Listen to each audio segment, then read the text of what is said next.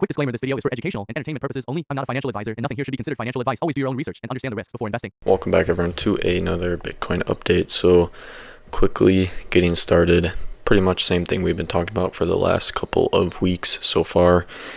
I'm going to keep it a little bit shorter just because not too much has really happened. We're still on the weekend, and it seems like the Iran-US war seems like it has, other than the initial strikes, it kind of seems like it has calmed down a bit, but that can always change as well.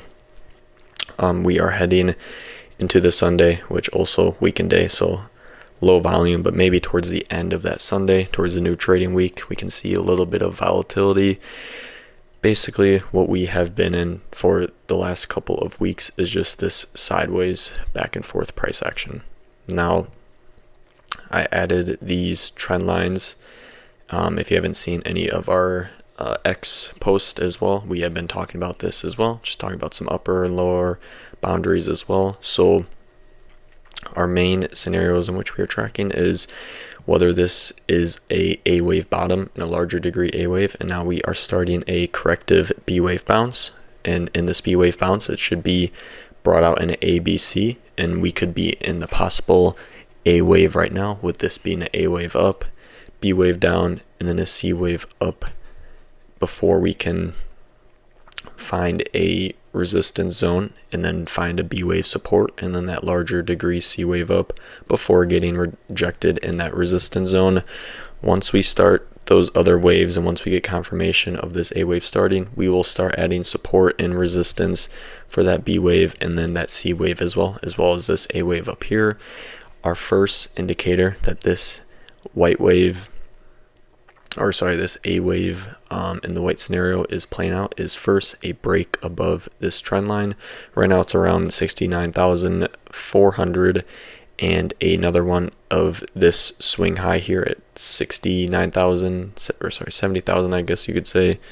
And then this one up here at 71,000, another at 72,253. Once we start breaking above these swing highs, trend lines, and then this previous high of the A wave at 72,000, then that just becomes more and more likely that this white scenario is playing out in a larger degree A, B, C to the upside in a corrective move. If we start heading lower and we break below this trend line around 63,000, that will be our first indicator that this could have just all been a corrective fourth wave, and then now we are heading for that fifth wave for one more low. Once we break below this trend line, that will be our first indication. Once we break below this 60,000 level, that will also be another indication. And I forgot to say that this is also another trend line here, or not trend line, a previous low at 62,500 that would also provide some indication, if we broke below it, that we are indeed in this fifth wave to the downside. If we are in this fifth wave to the downside and we break below these targets, well, like we've said in the previous videos, we would be looking for that 50,000 range. Seems like there is some swing highs and swing lows between that 54 to 58,000 level, which we can go level by level to look for a 5-wave move up or some sort of indication that a bottom is in.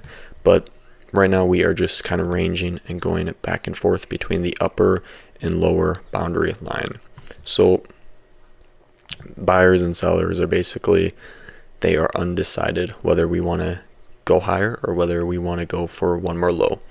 So we kind of just have to let time do its thing. I know it's frustrating. We've been waiting almost a month now, and it's just been sideways action, and we have had micro 5-wave moves up. I think we had one back here at a 1, 2, 3, 4, 5-wave move up, and that structure broke.